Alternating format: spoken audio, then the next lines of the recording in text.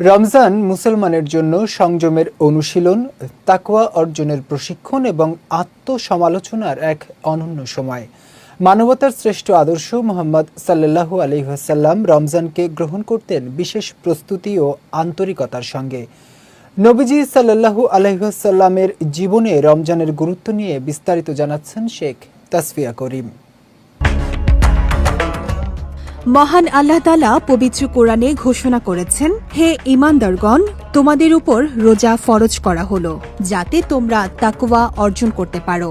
অর্থাৎ রোজা কেবল উপবাস নয়, এটি নৈতিক ও আধ্যাত্মিক শুদ্ধতার পথ। নবীজি সাল্লাল্লাহু আলাইহি ওয়াসাল্লাম এই পবিত্র মাসে দান সদকা, নেক কাজ এবং কোরআন তেলাওয়াত বহুগুণ বৃদ্ধি করতেন।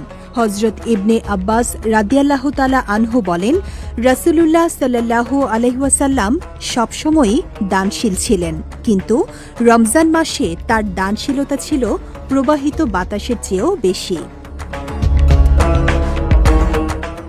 নবীজি সাল্লাল্লাহু আলাইহি ওয়াসাল্লাম আরও বলেছেন, যে ব্যক্তি ঈমান ও সোয়াবের আশায় রমজান মাসে রোজা রাখবে তার পূর্বের গুনাহসমূহ ক্ষমা করা হবে।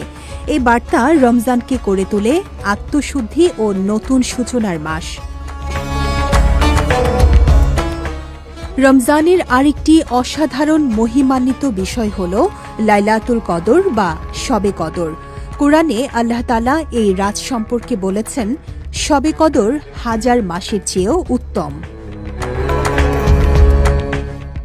এই রাত আমাদের আত্মসমালোচনার, অন্তরের গভীর থেকে দোয়া করার এবং নেক কাজের মাধ্যমে আল্লাহর অসীম রহমত প্রাপ্তির এক অনন্য সুযোগ দেয়। রমজানের শেষ দশকের বিজোড় রাতগুলোতে এই মহিমান্বিত রজনীকে খোঁজার জন্য নবীজি সাল্লাল্লাহু আলাইহি ওয়াসাল্লাম ইতিকাফে বসতেন এবং সারা রাত জেগে ইবাদত করতেন। হাদিসে আছে, যে ব্যক্তি ঈমান ও সোয়াবের আশায় এ রাতে ইবাদতে দাঁড়ায় তার পূর্বের গুনাহ মাফ করে দেয়া হয়। রমজান কেবল ব্যক্তিগত ইবাদত ও আত্মশুদ্ধির মাস নয়, এটি আমাদের সামাজিক দায়িত্ব ও মানবিক মূল্যবোধও স্মরণ করিয়ে দেয়। এই মাসে যাকাত, ফিতরা ও দান সদকার মাধ্যমে আমরা সমাজের দুর্বল, অসহায় ও দরিদ্র মানুষের পাশে দাঁড়াই।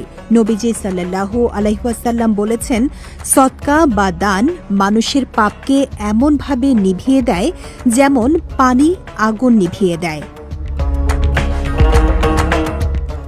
রমজান সেই মাস যখন মানবজাতির পথ নির্দেশিকা পবিত্র